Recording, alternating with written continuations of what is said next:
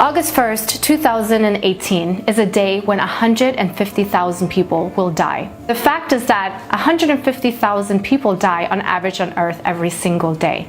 Now, it's not on the headlines and it's not on your newsfeed. It doesn't sell. People are dying every single moment. If you knew you only had a few days to live, how would you live your life?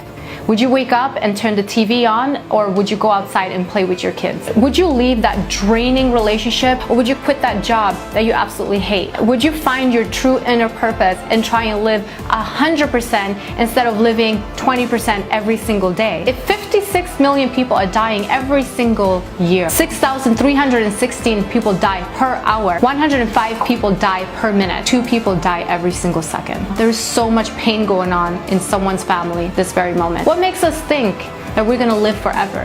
What makes us plan like there's no end? So how are we taking advantage of this very precious moment that we have, this very moment? Let me share an interesting story from the ancient book Mahabharata. After 12 years in exile, the great king Yudhisthira and his brothers, the Pandavas, were looking for a place to reside. While roaming the forest, 4 of the brothers became stricken with thirst. They ended up at a beautiful lake in which they started drinking the water. Instantly, they died. Waiting for his brother, noticing they weren't coming back, Yudhisthira went to search for them and finally arrived at the lake, seeing his 4 brothers dead, laying by the side of the lake. Yudhisthira then heard a voice warning him not to drink the water. The voice that gave warning was a crane, and it turned into a yaksha, which is kind of like a entity. He then posed some very deep questions to King Yudhisthira. If you're able to answer these questions correct, I will revive your brothers. Some of these questions I'm going to share with you today along with the answers. The yaksha asked, "What is heavier than the earth?" Yudhisthira answered, "A mother's love."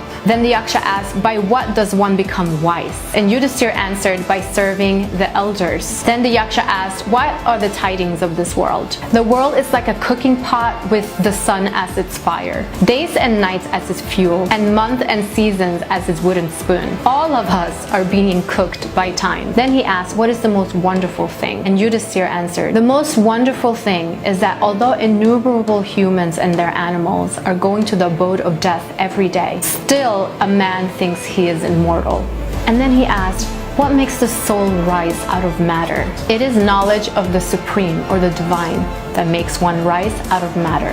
At the answers of these questions, the yaksha immediately revived the brothers. We have some beautiful guidance on how to live life within this story. The main thing is there's nothing more powerful than love.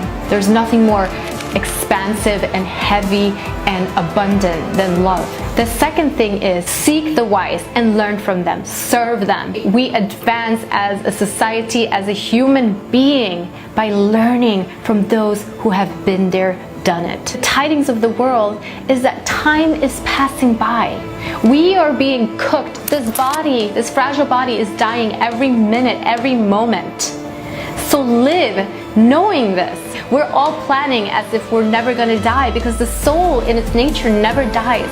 So death is a material experience, not a spiritual experience. We have been given this situation to become awesome. We have been given all of our circumstances, all of our family members, everything that we have, our job, our problems, our suffering, our happiness, everything to mold and shape us into something. What is that something? Listen deeply and you'll find it. And what makes the soul rise above matter? Find out who we are. Who is the soul? Who is God? Who are we? We come alone and we leave all by ourselves. Let go of that which is not important, that is not serving us, and latch on to that which does serve us. This body is our sacred temple. Take care of it. Learn to be happy without things. Here we go.